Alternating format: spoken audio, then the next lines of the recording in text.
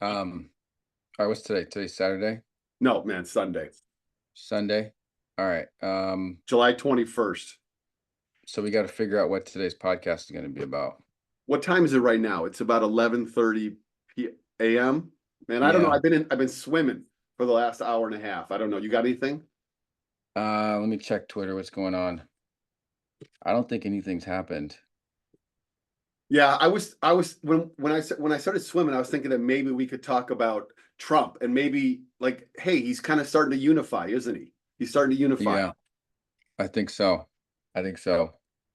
Um, just joking. Just joking. Just joking. What time is it, David? What time is it? It's Kamala Harris time, baby. It's Kamala time, baby. It's Kamala time. Let's go. Oh, Let's wow. go. Damn, you guys are already ready. Let's go. We're ready. What are you talking about? We stay ready, Terry. Is this the podcast? This is This it? is you're This is live right now. All right. You're crashing. We're recording. You just crashed it. I didn't know that. Terry Ann Scott just got back from, like, I don't know, weeks in Atlanta or something. She was caught in that plane situation. But here you are, Terry, live. What are you thinking? What are you feeling, people? Let's go. Man, I've barely been home. I'm headed to the train in 10 minutes to go to New York to teach a workshop, literally. So I got to go in a few minutes. God bless you. God bless you. Okay, so we got you for a little So bit what do I think? I'm of two minds. First of all, I did not. Two? Yeah, no, one mind, a solid mind. But two things can be true at once. First of all, I wasn't prepared for that readiness. And there is a sense of me that sees that on your shirt and in the thing that I'm like, holy shit. Can I swear on the podcast? Of course. It's encouraged. Okay. Holy shit. We could have a Black woman as president. I know. That's crazy. Like, that's crazy. Washing over. And also, I do feel sadness for Biden because I have listened to him for decades. And I feel that he has worked so many years. He was so dedicated for decades to helping the most downtrodden among us. And the other dude is not interested. Not only is he not interested in that, he is actually interested in the opposite, in a lethal policies that would destroy those who are considered the ones who need the most among us. Okay, so I got it. But all right. I got no sadness for Joe Biden. Not because I don't like the guy. I appreciate him. The dude has just gained legendary status. Okay. Yeah. Like, but this must be such a painful, I mean, it's such a self-sacrificing decision that we do have to really respect. It was. And I appreciate the empathy there. I appreciate the empathy. Okay. You get like 30 seconds of that. Okay. All right. And then it's like I move on to our first Black woman president. Yes. You know, the things that I think are Gen Zers, I think this is really going to get them to the polls in a way that I was concerned about. What do you guys think? Yep. Yeah, we got a chance. The thing is, we got a chance now, Terry. We got a chance. That's right. We got a chance. Yeah, we can go back to the negotiating table with them. We can't. We can kind of talk to them and say, hey, it's a different person. Yep. You know, making different decisions. Right. I have a question for you though, for the two of you. Okay. Who do you think the VP is going to be? Can we just take a minute? Can we take a minute? No, we can't take a minute. That's not how it works. Seconds after he released the letter, it says he endorses Kamala. There are no minutes to spare. Okay. Easy. This is easy. VP is a white man. That'll boil it down. Okay. VP is a white man. And it'll have to be from a state that we need to win because it's strategic. Unlike fucking JD Vance, which is not strategic at all. No. Except for money. So it's going to be from a swing state. I think they knew if this was on the horizon that they could tote the racial. The JD Vance thing? Uh-huh. Okay. All right. So it's got to be, David, it's got to be. Oh, it's got to be, in my view, one of only two people. It's got to be either Roy Cooper, Roy Cooper, who's leaving as governor of North Carolina, has been a very popular governor, or Josh Shapiro in Pennsylvania. Josh Shapiro. Oh, brilliant. One or the other. Okay. It would have been nice if it was Warnock, but they can't have a ticket that looks like Also, I'm just noting that I am available. All right. I am available. All right. Okay. A prodigal son of Michigan. Is that the yeah, and then we win Michigan easily. I gotta go. Wait, it's just one second, Terry. What are you going to do real quick? Because this is what are you going to do? So one of the groups that we have been lucky enough to work with is Hollyhock Graduate School in New York is doing a 2-week workshop with high school social studies teachers who mostly come from underfunded schools and Title I schools. So I'm going to teach history. I am following up. Do you know who I have to go after who just taught? Eric Foner. So no easy task. You're going after Eric Foner? So messed up. But you know what, though? No, it's not. No, it's not. That's exactly right. Okay. Okay, thank you. Who can follow Eric Foner? Okay, only Dr. Terry Ann Scott. I appreciate that. That's very kind, very kind. So 45 teachers. Just coming off a week of all these teachers in the symposium in Selma, Alabama, and then stuck in the Atlanta airport for a long time. I mean, entirely, totally serious here, Terry. Phenomenal leadership. All right. Oh, thank you. Thank you. Heck yes. I appreciate that. Yeah. Well, I work with the best, so that's easy. Amen to that. We all love each other right now. We all love each other. Okay. All right. Get some rest, Terry. Please get some rest. All right. Thanks for having me on your show. Take care. Our show. Take care. Okay. So so anybody who, like, I have respected and appreciated Joe Biden as president, and I've gladly had the Biden-Harris sign up for years out in front of my house and then in my offices. So don't anybody read me putting Kamala Harris's sign up there as a sign of disrespect. Joe Biden, there's going to be statues built for Joe Biden. Okay. For this. Okay. So all respect for that dude, but we got to come together, folks. There ain't no messing around now. Quickly, we've got to come together. It's got to be uncategorical support for Kamala.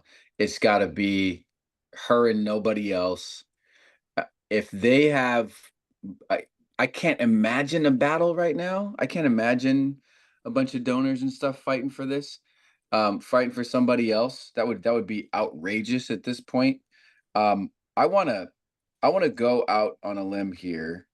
As much as we didn't say that we were going to weigh in on Joe Biden stepping down, we weren't gonna issue a statement and all that stuff. I'm willing to tell anybody and everybody that everyone else needs to get out of the damn way and get behind Kamala. This is it. We're done. We're done. I was kind of done fighting about Joe, okay, and it was in someone else's hands, and they figured it out, and it was the right result. Now that we're here, we need to get to work. And there's no more debate. This is not an open contest anymore. I don't want to think about anybody else but Kamala, and nobody else should. And if we need to send a letter, if we need to turn our community towards the influencers on the Democratic side, if our donors need someone to talk to and push them so that they can make phone calls towards whoever in DC and tell them what's going on, then we'll do that. But we need to get behind Kamala. And if anyone disagrees with me, they need to call me right now. All right. I'm going to let in a couple people here who have been part of this journey with us. All right. Jody Green and Mike Halperin. And we're going to talk to them right now, man. We're going to be like, it's Kamala. Good. All right. Good. It's Kamala or nobody. Get off the boat. Respectfully. Here they come. All right.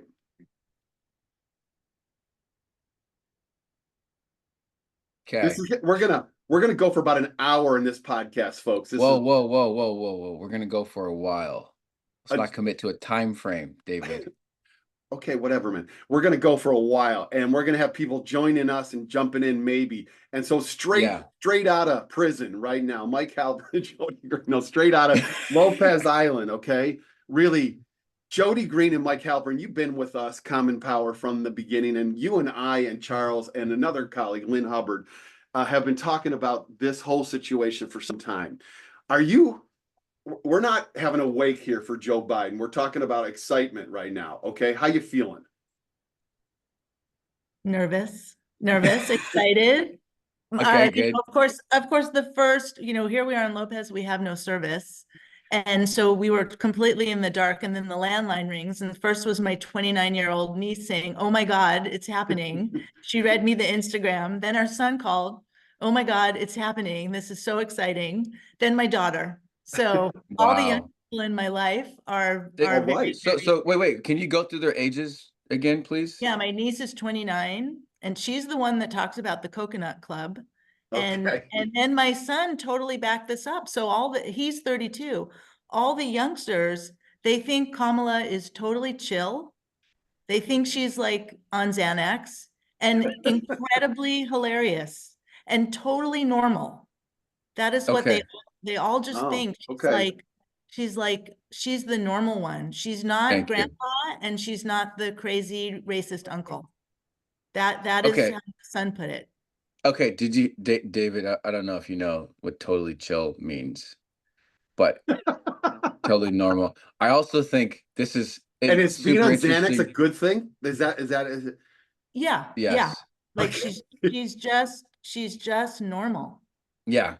I also think it's hilarious that your young people in your life called you on a landline. Yes, that is a miracle that you have one of those, and we're gonna have to dig into that later. Okay, so the young people are excited. You are nervous and excited. Yeah. How do you feel about the chances that everyone's just gonna snap behind Kamala now? Especially given that so Joe Biden sent a letter and then formally endorsed Kamala. We were worried. There's a few minutes there where we were like, oh crap, he didn't endorse her in the letter, but he did that separately. So now he's behind her. Yeah, let me comment on that. I want to comment on that. Wait, I want to hear what Jody says first. Go ahead.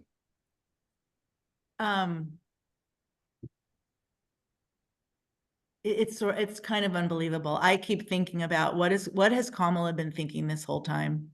That's what I like. I feel the personness in her, you know, oh my God, you know, how is this happening?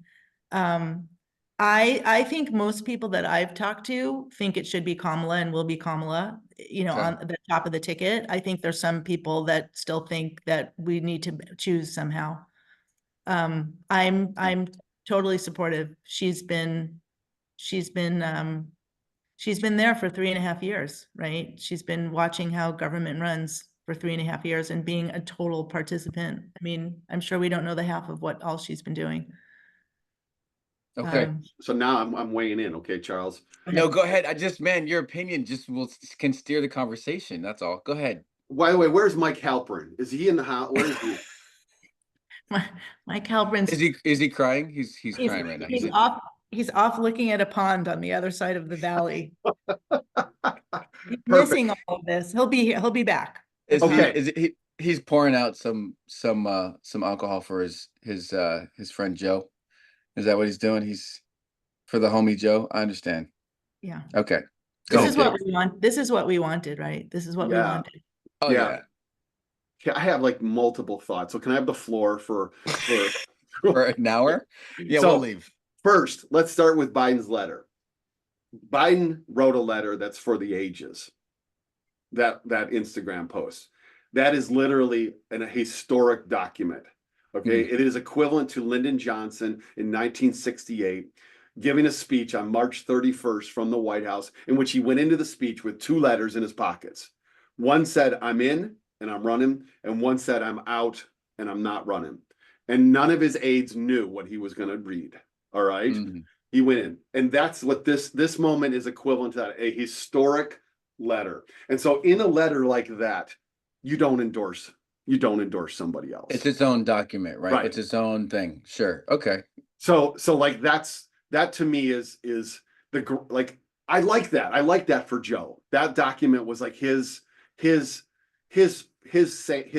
goodbye and thank you, essentially. And when he gives that speech later this week, oh my God, he's going to be surrounded by people, right? They're going to love him to death. All right. So that's my just like LBJ, right? After he did his thing, his family came in and gave him a hug, actually they came in, but LBJ never got the love because it was the middle of the Vietnam War. All right. So you mean from everybody else? Sure. From everybody else. Yeah. Joseph Robinette Biden, JRB, is going to get the love from the party, from even people that don't like the dude. All right. So second thing is, I love that he came out right away and endorsed his Vice President Harris right away, right afterwards. Because Biden controls his delegates at the convention, these delegates are pledged to Joe Biden. And they literally are under Democratic National Committee rules. They are his delegates. So what Biden can do with this endorsement is take, you know, he can't like lift them up and move them over. But what he can do is he can lift them up and say, that's where I want you to go. All right. That's where I want you to go. So right off the bat, he's giving his full thrust of energy to his Vice President Harris. And it's the only person that I would even consider, Charles, you've already said this on this podcast, it's the only person I would even consider for the nominee. If you wanted somebody else, it's not that they're not great. Gretchen Whitmer's great. Great. Josh Shapiro, great. All right. Gavin Newsom, not so great. All right. Hey, but whoa. These are people out there that are possibilities. But it doesn't matter to me. Kamala Harris has earned this. Third point. What Harris has done in the last month since the debate has been spectacular politically. She has navigated one of the most difficult political minefields that we can't even imagine. All right. She has stood by him. She has to stand by him. And you take all the gender norms into this too. She has to stand by him all the way. All right. Has done it. Hasn't given a glimmer of daylight between her and Joe Biden. Not a bit. All right.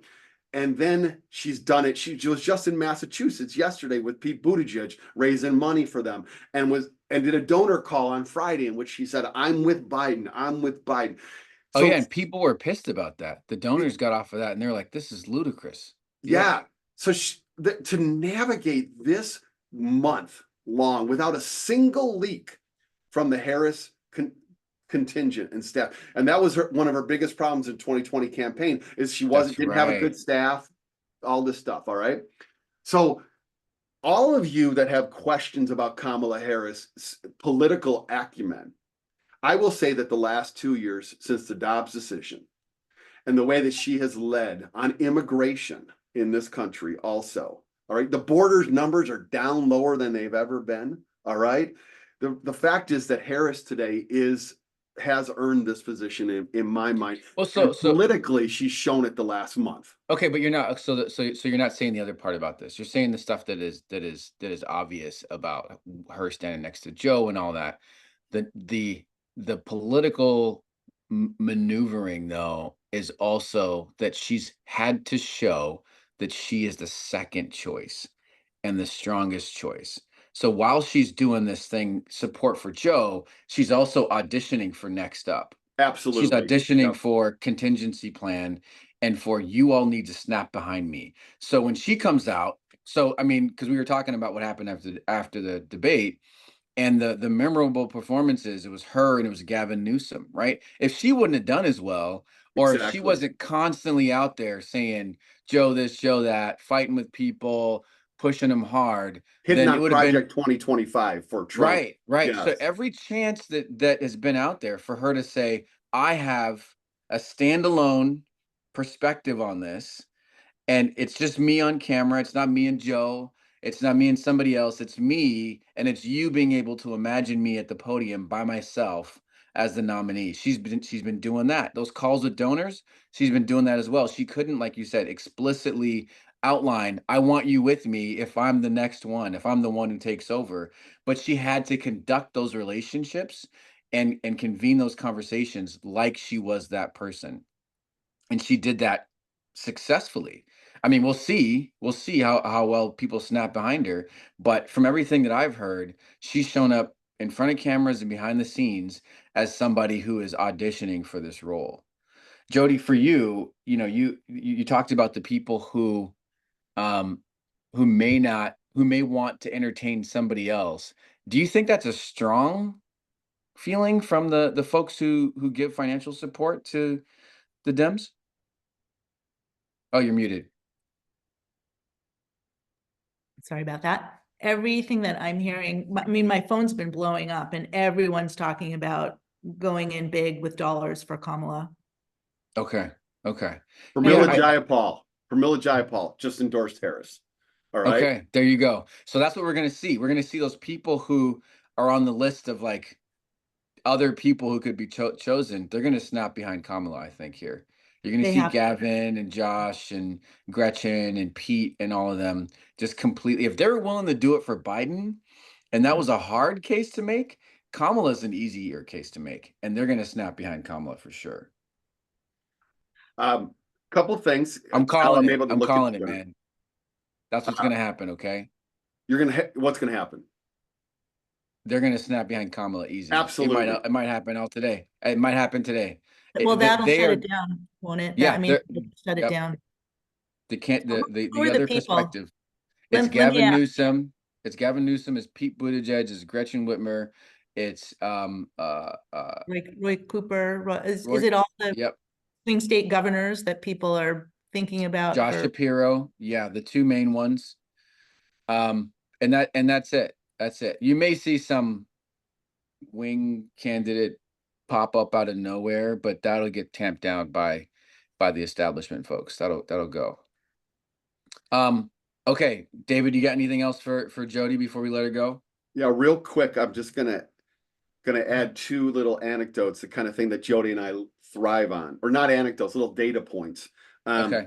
The first is that Donald Trump is now the oldest presidential candidate in American history. Okay. That's all right. Good. That's good. That's good. The entire race flips, completely changes. Now we can talk about age like crazy. Before we were like, oh, age doesn't matter, and look at him, he's still spry and all that. Now we can be like, you don't want an old guy at the top of the ticket. These old guys, get rid of them, right? Now we can totally say that. And second, this is from the guy who's the head of redistrict for let's see, hang on a second, let me look at his bio. For Cook Political Report. Cook Political Report is a national publication that has a lot of great analysis of House district races, Senate races, presidential races. And it's totally nonpartisan. Cook Political. Dave Wasserman is their head kind of analyst, and Wasserman is famous on Twitter because when Wasserman calls a race over, like so-and-so's going to win, it's considered over. All right. Yeah. He didn't say that. He didn't say that. He says, I've seen enough, right? I've seen enough. Yeah. Well, Wasserman just said, this is 9 minutes ago on Twitter.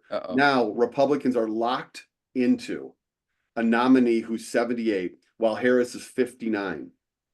The recent 10+ year gaps, 10 or more year gaps between major nominees have favored Dems, younger Dems.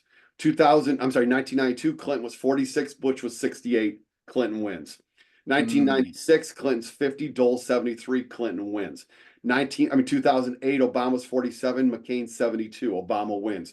2012, Obama's 51, Romney 65, Obama wins. All right. All of a sudden, all those narratives, folks, all of those narratives about the Dems going down the tubes and this guy can't lead them and all of this, it's all gone. It's all gone. So now we fight like hell. That's what we do. We fight like hell. And that comes back to the two things we always talk about at Common Power: time and treasure, folks. Time and treasure, work and funding. So it's going to take it all from all of us. Oh, look at this. Oh my God, he is. There he is. Mike, hey man, I'm so sorry. I'm so sorry about your guy, Joe. I know you're out by the lake. You're out by the lake crying about it, and I just want to take a moment of silence for him.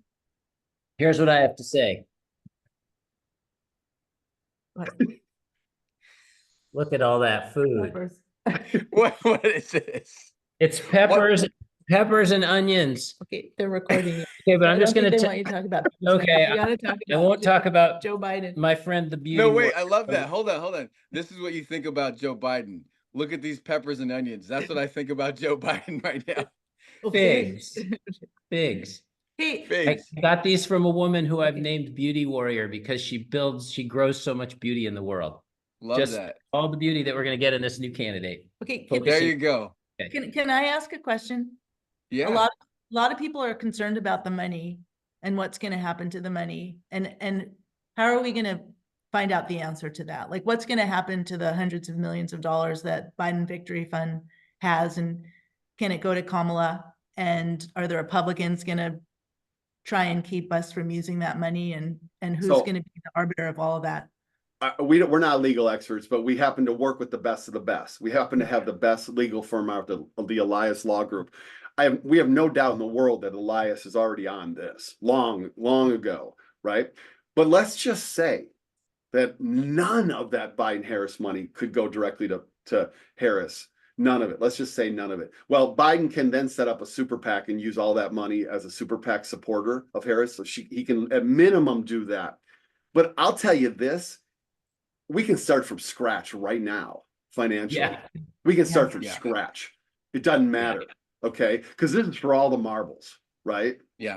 Yeah. I'm not worried about the money. I think that the folks who started the charge to make this move thought about that. Like that was the beginning of like, can this technically happen? And then, okay, it can, then let's go. But I'm with David. Yeah, we're going to do this, even if it's just pure grassroots. If the money was frozen somewhere, we would get this victory just out of pure excitement. Yeah, I mean, I can tell you, I firmly believe from the network of people who we've been talking to and working with towards this moment, many of whom are, have the capacity to make very significant donations at the highest levels. Those people are going to be activated. This is a game-changing moment during which everybody is going to just start again, like back to, crack open the piggy bank. I mean, it's clear, like this is such a momentous moment and such a unique time in history that nobody's going to hold back. So get ready to pay, honey. That's right. That's right. Well, thank you two for joining us. Keep paying attention to this space. This will be on YouTube a little bit later. Thank you all for calling in. And we need the number to your landline because that's the only way to reach you, apparently. That's the only way to reach us. Okay. You want it? No. No. Okay, we'll say it. Don't give it on the Zoom. Everyone will call you. I don't really know what's happening. I just came in from gathering vegetables. I know, you're such a good guy, such a good, wholesome. Yeah. We appreciate you, Mike. Okay. Thank you both. Take care. Guys, yeah. Thank you. Oh, look Bye. at that. Yeah, nice. That's awesome. Hey, that's awesome. Check your phone. I texted you something. Okay. Okay. We got people that are on the way in here. I'm letting in somebody right now. I don't know. It's CP Future. It could be like 40 people. I don't know. All right. It might be 200 Gen Zs right now on the call. Hey, there we go. Hey, Larcy. Hey, team. Okay, so Larcy has the burden of representing the Gen Zs that are in the Slack right now. Yeah. Just to remind people, you are first the mother of dragons is the title that we've given you lovingly, and that's because you lead Action Academy. Yes. 220 applicants this year, and this decision came down, and I have the feeling that your Slack just completely exploded because they're all on there. Oh, absolutely. You're muted, David. So can you give us some of the nuggets that you're hearing? Well, first of all, what did you think? Tell me your first thought. I was going to support regardless whoever was on the ticket. I just wanted to make sure that whatever decision was going to happen moving forward, that it isn't met with like the biggest outlandish type of setbacks. But again, as we know history, there will be, right? And so I was kind of dancing a little bit, even with my own thoughts about like, okay, if we do this and we go hard, but then make sure that, we aren't met with tsunamis of other things, right?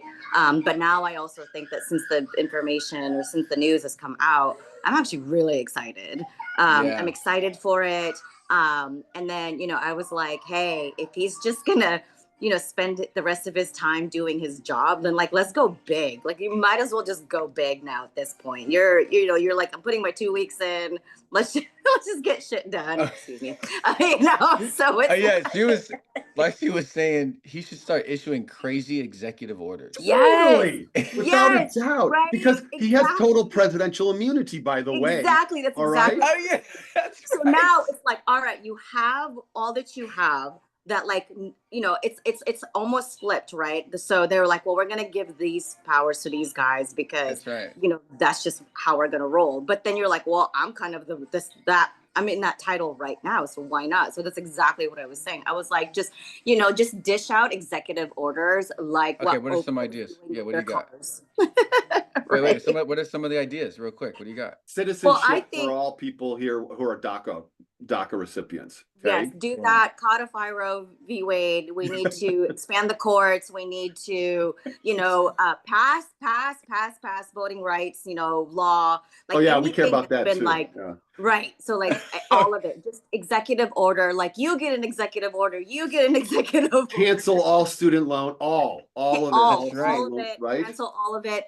Put a little checkbox on the FAFSA form of all students who are applying, you know, for college and school to just be to an automatic voter registration on all FAFSA forms, right? So like easy access to engagement in all of our democratic institutions, that kind of thing. Okay. So that is, yeah, I like that. Let's go crazy. I would just say go crazy. So tell us what's going on in the Gen Z Slack. Like what was the first message? The first message was, let's go. Yeah. The other message was finally.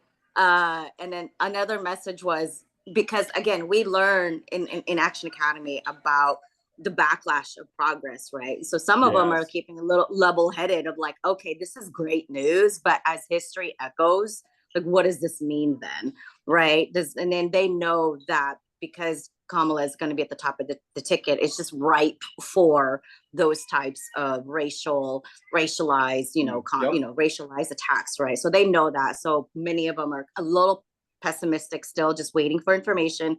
But this is what I appreciate about them, though, is that they're on one hand, they're excited and there's an impulse of those emotions, but a good chunk of them are like, hold on, let's just see first, let's get more information. Really? They're actually applying a lot of what they've learned in the academy so far about just like, hold on, let's just see how it kind of plays out a little bit. Now, again, it's not everybody in the academy. I'm only hearing, you know, a handful of them and everything, but these are leaders in our cohort. And so they know what they model is going to have ripple effects to the rest of their state crews. But so far I'm getting a mix. I'm getting a mix of excitement. And so you got like super excited people who are like, yep, ready to go, been waiting for this. And then another set are just like, all right, I'm going to still jump on the bandwagon, but let's just wait and see, just to make sure our work forward isn't just that much harder. Yeah. Okay. Wow. Great. Super responsible. Yeah. No, totally. Man, we gotta like get them on the pod, because Charles and I mean, I don't know, I won't speak for him, but I'm just jumping up and down. Okay.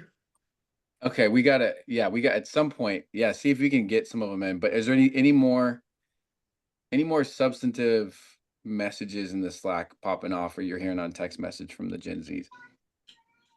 I mean, I just got a new one. So it's, you know, one says, especially since we have four months away from election, this decision would have been best a little earlier at least. So again, they're thinking about it from like, all right, so practical standpoint, we have this amount of time, you know, sooner rather than later. So I love that they're looking at all of it to say, all right, if this is the decision, what's the context behind it? What are ways that the outcomes that we want are the outcomes that we want? So they're very, very critically kind of, or not even critically, they're just analyzing it really well, which I love. So that's kind of all the tools that we give them in the academy to say, okay, hold on, here are the things. And then like, you get to analyze that and you get to walk away with what information you want. That makes you feel like how you're going to be a productive citizen with democracy. I don't know, if you want, I can get, you know, they're active right now, so we can send an invite out to Akira. Everybody, what, like, pick like one or two. But I know you want like all of the academy now on the Zoom. Well, we got about 15 more minutes or so, 15 or 20 more minutes max. Okay, let's have them on another time. Let's like put together a whole thing for them. But we wanted to get you on for a quick take on that. I guess the last thing would be for you. I understand the restraint, and I understand the other side. For you personally, though, what is it? Does this Does this light up any things for you personally, seeing someone like Kamala up there? Oh, absolutely. And I'm gonna give myself some flowers in this moment too, because I remember a few months ago, I was like, hey, I think the wind is going that Black women are gonna save America again. I remember saying that. And I had this gut weird feeling. And I'm not saying like, my gut is always 100% accurate, because if that's the case, I would have won the lottery a long time ago. So, but I remember in this moment, I was like, you know what?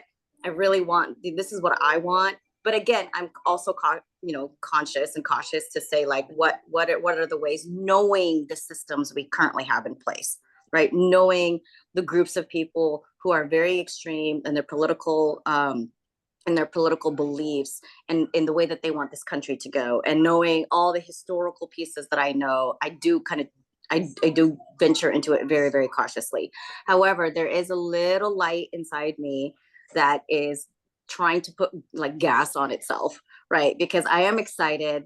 I think it's a great ticket. I think she is more than capable. It just sucks that we have a system in our society, or we have a society that does not put a lot of powerful emphasis around women anyway, right? And so like that's just already a knock on women. And so we have to just do that much more to show we're qualified for this job. She is qualified. She's been running this country for the past 4 years, and she will do it just fine moving forward, right? I think it's time that we do it. All the ways that our, system has wanted to expand this democracy to include, the non-patriarchal, figures in our history. I think it's time. I'm excited. I really am. I just know what we're going to out there. Okay. All right. Well, thank you. Thank you for joining us. Thanks for your leadership, Larcy. Oh yeah. Yeah. Oh yeah. Yeah. Oh, there's gonna be more, and I will let y'all know. But I think it would be really, really cool to do just a podcast to see what young people are talking about. Yeah. Because David's been in our, David's lectured already in the academy, so he's already interacted with them and everything. But they're a driving force, and I think people need to know them a little bit more. We'll do it. We'll do it for sure. Yep. Last thing on that is that those young folks with those responsible takes on what's going on, we don't get there without you guiding them there. Exactly. So those are the kind of young folks we've got coming into our pipeline, and that's why we're going to be here for a long time. It's good. Absolutely. Good stuff. Absolutely. Okay. And they're on deck. They're on deck. Okay. All right, team. Thanks, Thank y'all for having me. Bye, Larcy. See ya. Okay, bye. Couple quick updates. So, Dr. Terry Scott, who was just here in the Institute for Common Power, we have this incredible group of teachers. We call them Educators for Democracy. They are 100+ teachers from around the country that have been working with us and have gone on trips with us and have knocked doors with us. It's a subgroup. Terry doesn't run them on a daily basis. It's a subgroup. And they've called an emergency meeting today to get everybody on the same page, to get them to get out their door knocking this fall even more. All right. That's okay. Like you're looking, these folks are the older millennials. They're not Gen Xers, they're older millennials. There's some Gen X, there's some, it's that bridge. Yeah. So they're like late 30s, 40s, and then early 50s. So like that, those people in between the retired boomers and the Gen Zers. Yep. And that's such an important glue for our teams to go out, because there's all kinds of there are headwinds when you're out there. There's all kinds of things you run into and unknowns, and they work as this glue between generations, and this translator actually between the two generations. It's wonderful, super important. That's a big deal. Okay. Let me also read, and Puya is joining us. He's in the waiting room, so he's coming in. Good. I want to read to you this tweet. There's a person in the kind of progressive Democratic community. Her name is Amy Sullivan. Sullivan has been very active on Democratic stuff for some time. A white woman. She's also been fighting for kind of the religious progressives for some time. Oh, really interesting. Okay. Really like a good voice for people of faith on the left. And she says, she tweeted this 16 minutes ago. Given the choice, I will always go with a party that can have hard conversations in public, that can handle dissent, that tries to understand and listen to the other side, and that can elect a leader who puts the good of the country over himself or herself and their ambition. All right. That's exactly right. Yep, that's exactly right. And that's the people always talk about how you know, we're not good on messaging and we don't fall in line like the Republicans do, and they've got it. But it's a feature, not a bug. It's a total feature of us on the left, and that's how it should be. It is open and honest discourse, and it's not like a top-down hierarchical type of thing. Not completely.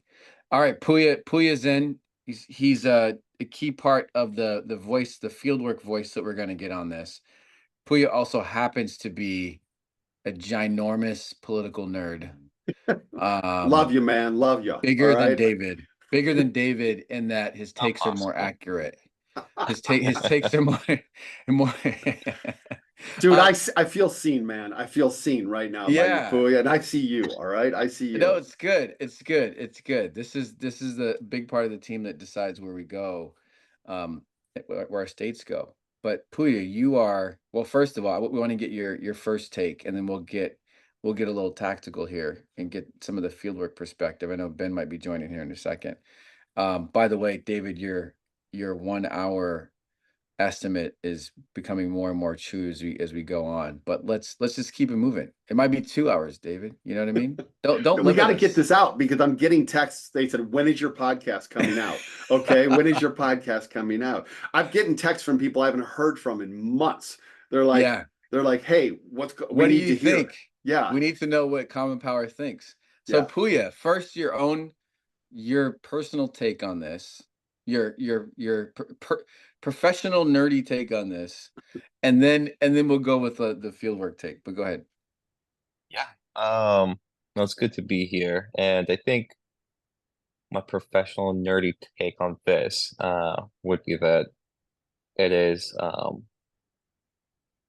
time for everybody to put an end to the chaos around who's going to be the nominee, because we can spend months and months talk about, is this the right decision? Was it right to push Biden out? Like, I will never know because it's already done. Too late, right? There's no point in talking about was it the right thing or not because it's too late. It's already done. Now it's the time to take on the challenge of who's going to be the nominee, and the only nominee that would be the best that we've got right now in this moment would be Vice President Harris. So the same way that Biden endorsed her, Hillary Clinton and Bill Clinton just endorsed her as well. All of the names who have been brought up, like Newsom, Whitmer, Shapiro, they should also release statements immediately. Exactly. Within 24 hours, saying that there is no other nominee. Because we've got around 100 days left until Election Day. So we got to put an end to this discussion and move on. Yep, and that'll happen. I think that'll happen today for sure, because they also they are fearful about the same things that we're fearful about.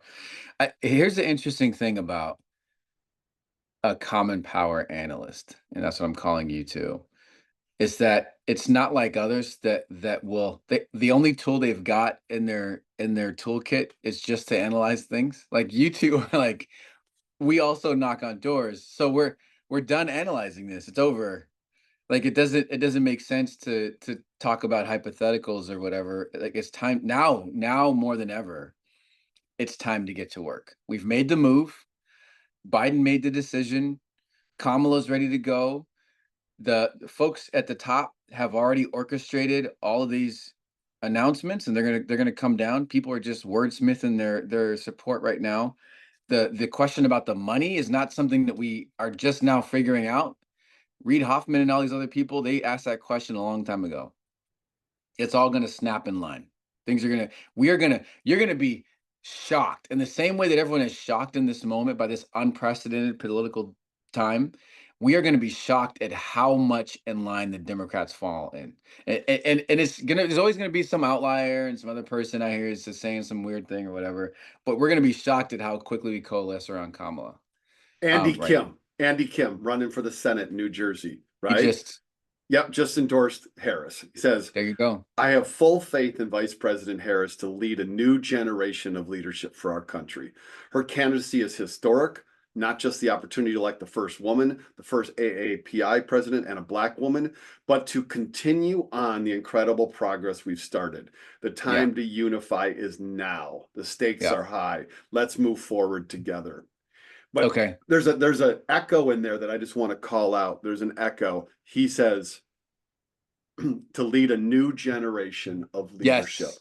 That is John Kennedy echo from 1960. Okay. That's a John Kennedy, a new generation. He said, forged by war, tested by the Cold War. All right. I mean, it's a famous set of words that he used in his inauguration in 20. So like, I love it. They're calling it forward, man. They're calling the best forward. Okay, so that's a big deal. So he's starting the age conversation, which is now to our strong benefit, and this is a major AAPI voice. Okay, huge, massive. He is signaling to his community. AAPI means what? AAPI means what? Asian American Pacific Islander. NHPI. Asian American, Native Hawaiian, Pacific Islander. And for folks who are like, this is too long to say, we figured out how to say LGBTQIA+. Okay, we figured that out. So we could say AANHPI. But in short, the Asian community that's backed him, that he is now a major leader in as the victor. Most likely he's going to win, highly likely, in New Jersey. As a U.S. senator, and as a new breed of U.S. senator who's coming at it from a new generation, what he thinks is going to matter a ton. It's going to matter a ton, and it's going to move people from the middle, I think. Because the interesting thing, and this is, I've been a big part of the AAPI community in Seattle, and I'm on a board of an organization that does political work in Seattle. It's tied to one nationwide. Puya and I just got off of a trip to Michigan with the AAPI Victory Fund. What is true for Asian Americans is that identity still matters a ton. It still matters a lot. It's not just the ideas, but also the faces of these people, because they're like the first Asian American state senator in Nevada, somebody who we knocked doors for, and just now in the primary, and helped to save her seat, and she won by 800 votes. They're all over the country where there's still a lot of firsts, and so Andy Kim and his representation and what he says will carry a lot of weight. Almost on cue, we've got Ben Trong, who leads field work, and we're talking about Andy Kim endorsing Kamala Harris. You got any thoughts about just that, Ben, about the Asian community coming together behind Kamala? My first thought is that, like, if there's one thing that we do really well is stand by our own. Like, even if there's nothing else, I see this all the time, especially in the Vietnamese community. Like, there's a bunch of infighting. People talk to each other all the time, gossiping, stuff like that. But as soon as there's an external reason to be together, then like it's like a full rally. It's not even a thought. So I think that like that's what's gonna happen with the Asian American community behind Kamala Harris. I would be shocked if there was any split among that. I think too, there's a lot of pride in having the first Asian American woman, like being president of the United States. That's a lot to take pride in. So that alone could drive a lot of people. Even the ones who weren't there for politics, they would be there for her. Yeah, and to the degree that, I mean, we'll talk about this more later, David, but low information voters, some of these are new voters. Some of these are people and they're new because they just got citizenship, or they're new because they just haven't paid attention because they're focused on their family survival and their development of their family.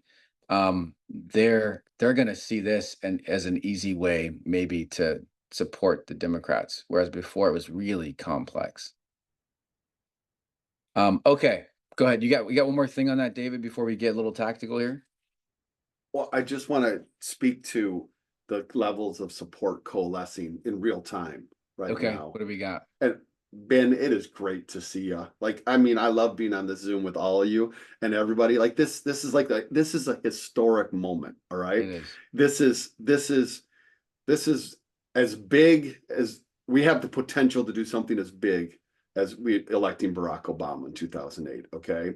But, so Pramila Jayapal, who is our congresswoman here in Seattle, is also the head of the Progressive Caucus in That's right. the Democratic Caucus. And so she endorsed Kamala Harris about 20 minutes ago, earlier on this Zoom. Earlier on this Zoom, we noted that. Like, okay. But now the new Democrats, which are the middle ground and the front lines, we've talked about the frontline Democrats before, the ones who are most endangered politically. The new, they're called Marie Gluesenkamp Perez. Marie Gluesenkamp Perez in the third down in Vancouver and Washington is one of the biggest voices in frontline. One of the biggest. Yes. So they call themselves the New Democrats, and their chair is a congresswoman from New Hampshire, Annie Custer. And Annie Custer says that they have the Kamala Harris has the full-throated endorsement of the New Democrats. All right. I love it. I love it. I love it. I love it. I love it. It's coming. Snapping right in line. Exactly what we need. I love that. Anything else, Puya? You got any new observations on stuff coming in? It was just something funny that I saw. They just changed the Biden Harris sign as like Harris on top, and underneath was like a straight white man from a swing state as the vice president.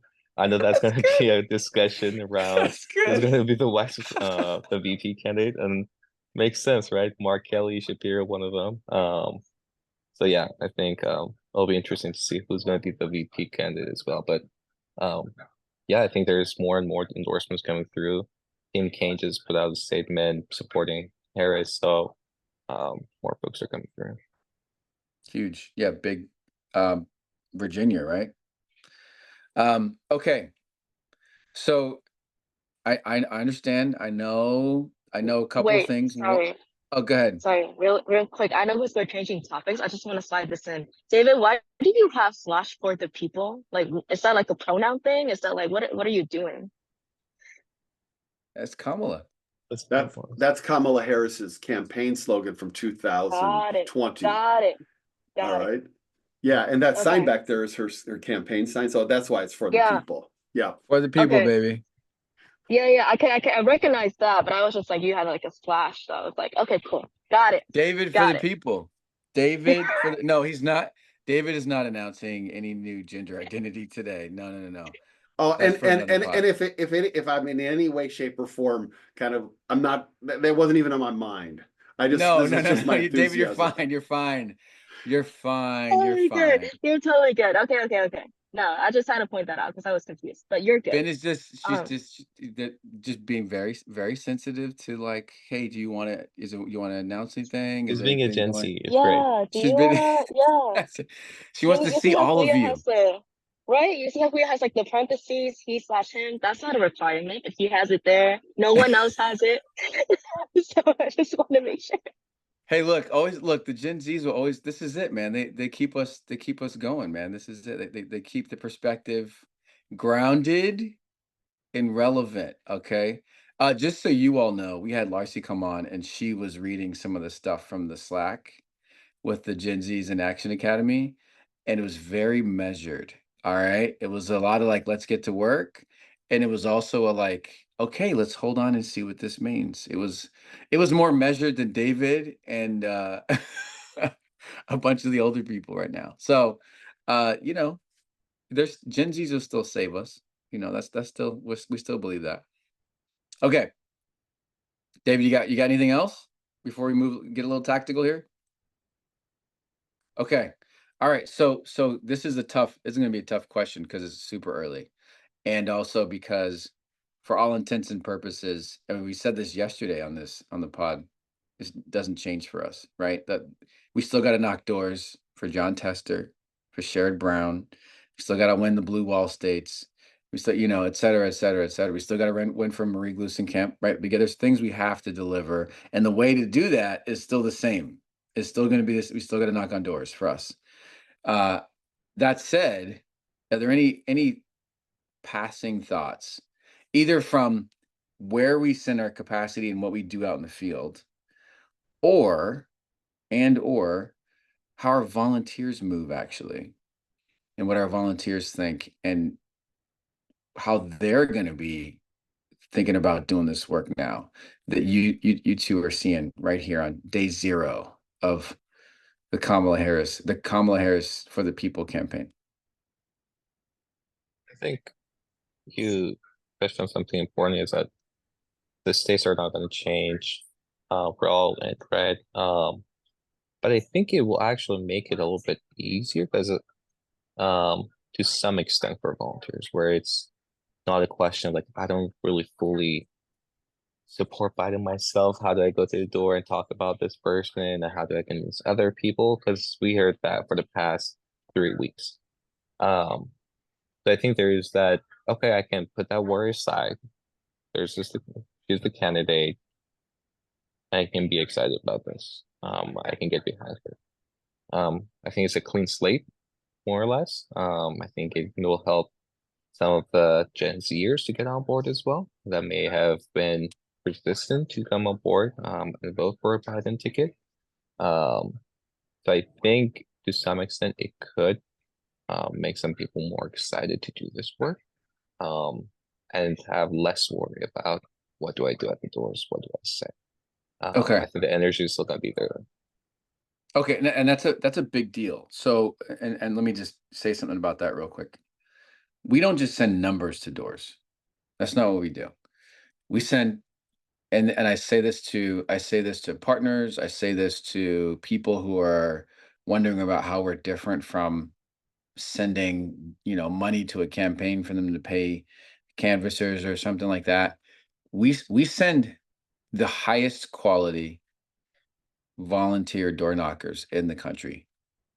And they are the highest quality because you two train them so well. You and the rest of the fieldwork team, shout out to Jessica and Maria, okay? And Jenny, train them so well that they know how to use the applications, they know how to walk turf, they know how to work together, all that stuff. And also, when they get to a door, they're thinking about the fate of democracy. They're thinking about John Lewis and the people who did this work before them, and they are thinking about all the Gen Zs and the Gen Xers and millennials and everybody and boomers and everybody who's working together as a community who's doing it for these ginormous reasons. And with all that energy, they approach a door, and that's how important their actions are when they're knocking on a door and when they're speaking to a voter. That's the passion they bring when they go to a door. So that's what makes us high quality canvassers. What you're saying is having a candidate that they're fired up about, that they're not just like, we got to get behind this person because we have to, that they're like, I love this person as a leader. I think they're going to do great for us. This is the best that we can put out. And it's beyond, far and above what everyone else has, and also better than what we were going to do. Like, we thought we had a really good one and we went back to the drawing board and we're like, no, we can do better than this. And I'm super excited about Kamala. So that's what you're thinking. Okay, that's a big deal. Ben. I'm thinking about who our partners are going to send us to talk to. I think that like there are different coalitions behind Biden, and that has changed now that he's out of the race, and there will be a different kind of coalition that gets behind Kamala.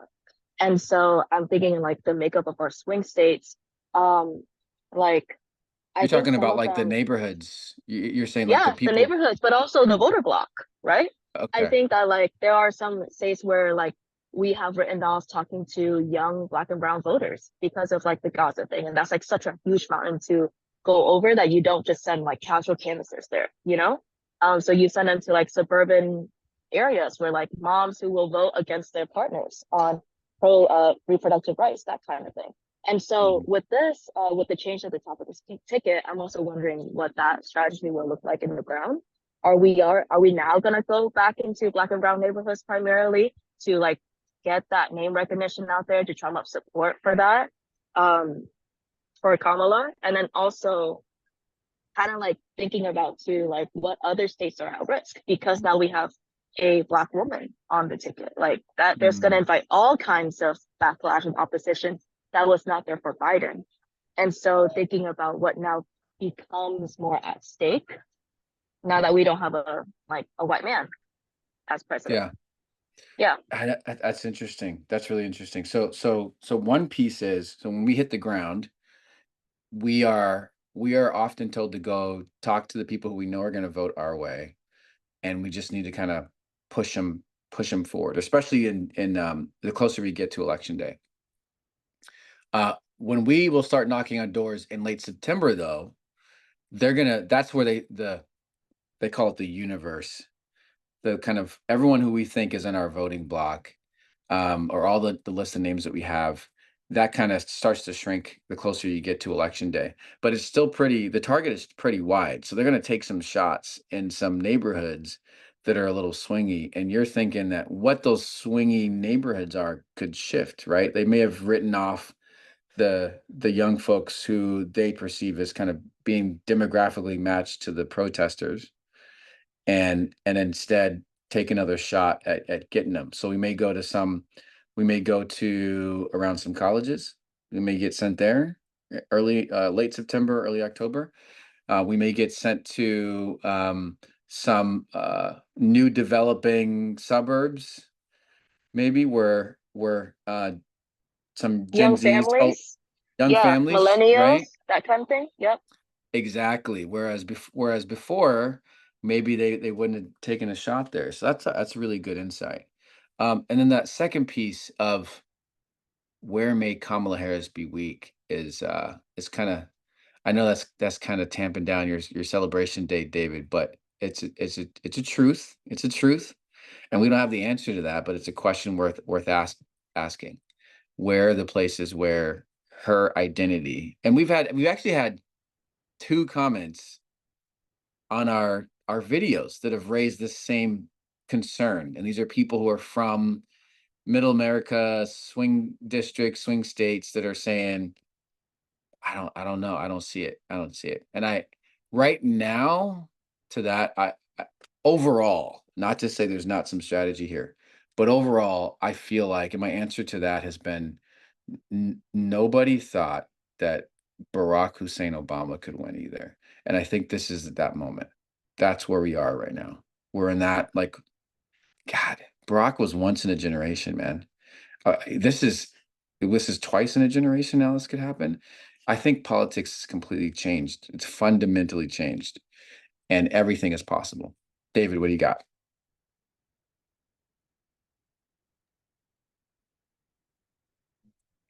Can't hear you. Did you turn your mic off completely?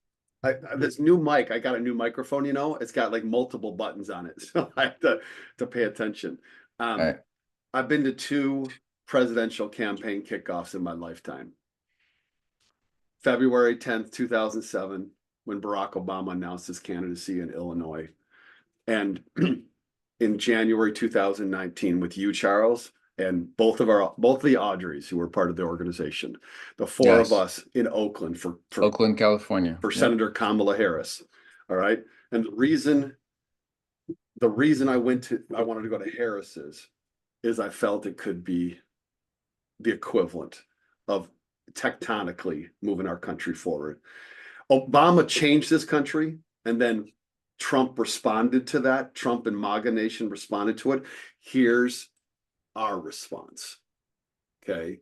Here's our chance with an Andy Kim in New Jersey, and Angela also Brooks in Maryland, Elisa Blunt Rochester in Delaware. All right. To move our country forward with Senator Harris at the top of the ticket in a dramatic way as a country. So I have no doubt that you all's leadership in our fieldwork team is gonna move and mobilize folks. I love how you bring the historical dimension into preparing our volunteers. I certainly help to teach it, but you all make it real for the people there. And so we all, everybody, the three of us, the four of us, plus everybody in our organization and all of the community, this is a historical day.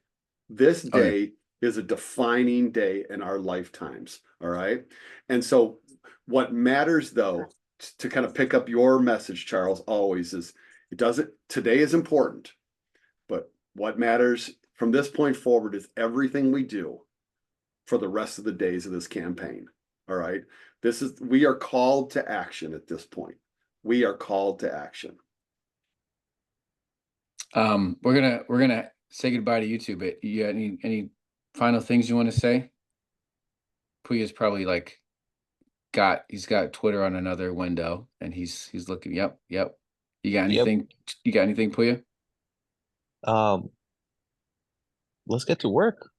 That's right, man. That's right. Wait, I actually have one thing to say to our volunteers.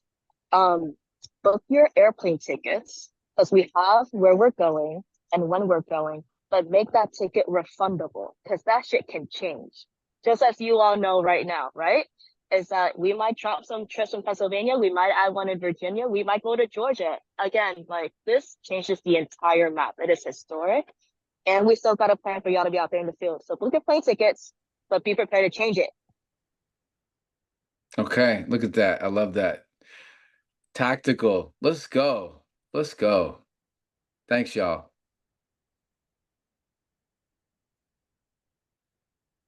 I just realized I got the wrong. Hold on.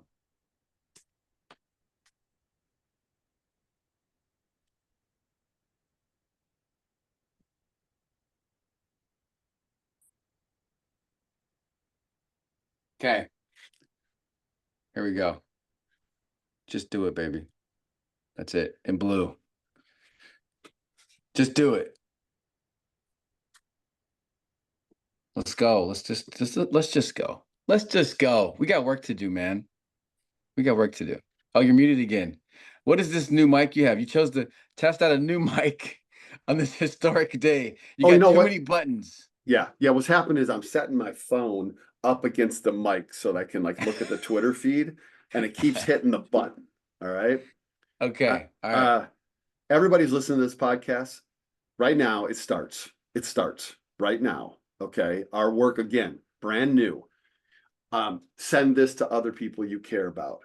Get them connected to Common Power. We need your time and your treasure, folks. We'll be doing these daily for the next several days because we got a lot to process and a lot to talk about. All right. But CP3D, Douglas Domke Daily. This is our moment. This is our time, folks. We have our good friend, our poet in Georgia, Mr. Hank Stewart, who meets with our learning tours, right? Mr. Poet Laureate of Georgia. And he's got a phrase where he says, this is our moment. This is our time. If we don't do our part, it's our fault. All right. This is our moment, people. This is our moment. From Dobbs to voting rights, women's rights to voting rights, to the whole gamut. We got a shot. We got a chance. Man, this is amazing. We've been through some amazing stuff in our time together, Charles. We've been through a lot of things that have been historic. This is one of them. This is it. I know, man. I was 7 years ago. I was making coffee. You know what I mean? I was selling coffee. Yeah. This is a moment that calls for us to give our best and then some. We got to dig deep, y'all, and this is the biggest chance that we could ask for.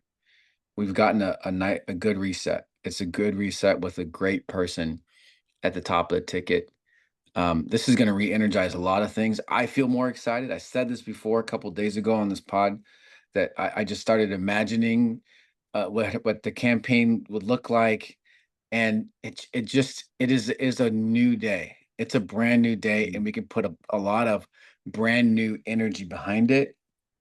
I think that we're going to see some challenges. She's going to be challenged for sure. All the negative talk tracks against her and all the research and everything's going to come out again. And also, she's better now. She's a better politician. She's a better campaigner. She's battle tested, and the country's ready for her. the country is ready for her and everything that she represents. And I'm excited for our country. I'm excited that we've gotten to this point where this can happen. It really is something that can happen. And, you know, some of us, I mean, we're in our lifetimes, Barack Obama, and then having to suffer through Donald Trump, Joe Biden stabilizing, and then Kamala taking us into the future. I mean, this is really unprecedented. What a time to be doing this work. I love it. Oh man, this is it. This is it. This is freaking it, man. I love it. Let's go. Let's do it. Let's go. All right, Okay. CP3D. We're out. For the people. Let's For go. the people. For the people. Let's go. Let's go.